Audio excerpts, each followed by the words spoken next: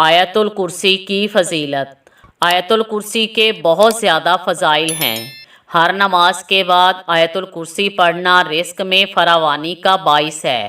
روزانہ صبح شام آیت الکرسی پڑھنا چور ڈاکو اور آتش زدگی سے تحفظ کا ذریعہ ہے۔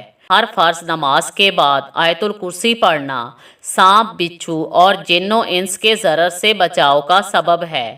اگر آیت الکرسی لکھ کر کھیت میں دفن کر دی جائے تو وہ کھیت چوری اور نقصان سے محفوظ رہے گا اور اس میں برکت ہوگی۔ اگر آیت الکرسی لکھ کر دکان میں رکھ دی جائے تو یہ دکان میں خیر و برکت کا ذریعہ بنے گی۔